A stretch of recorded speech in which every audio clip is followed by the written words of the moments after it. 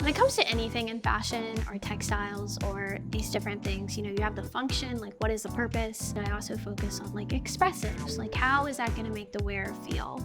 And then you have aesthetics. It allows you to add color and you can do really cool things with patterns and things like that. My papa, growing up, he always had a really big garden at his house and he had like these prized tomatoes. I feel like our whole childhood, we've always wanted to have his green thumb. So when my sister was like, let's get serious about the garden, we knew we wanted tomatoes. She was telling me about the Grow This challenge, and we're gonna plant kale and carrots and peppers. Then she was like, well, let's do flowers. She picked marigolds because it also like will deter animals and things because marigolds do not smell good.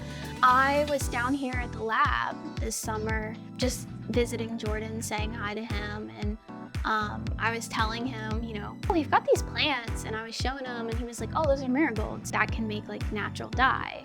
And I was like, no way. We started this Farm to Fashion initiative, I guess about 2 years ago. And really only in the past year has it really like kind of taken root to see somebody like Cass come in who was only coming in to dry her flowers and then just kept staying a little bit longer and longer every time over the summer and being like, ooh, I want to learn how to spin. I want to learn how to weave. Like seeing that, all of those pieces connect within the student and how all these things intersect with each other and how they can all be applied to textiles and fashion and design. My research focus is clothing for people with disabilities. It's called adaptive apparel, and that can be a spectrum of things. You might know of like diabetic socks or taking the tags out of clothing for sensory needs. All of these things, functional clothing, is to give independence back to the wearer.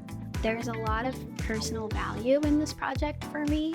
I learned how to sew because my grandma taught me. So for my final project, I'm gonna be using some of the wool that I've spun and I'm dyeing it yellow with the marigolds that we grew in our garden. I have some leather scraps from Tanner's Alley that I'm gonna incorporate into the weave. And I have some scrap fabric from my grandma's stash. I really want to explore this idea of weaving and how it can be used for alleviating sensory needs and issues. Everybody needs clothes, everybody has to be dressed, and everyone deserves that same ability to get up and dress in the way that they want to and be confident and feel capable and tackle the world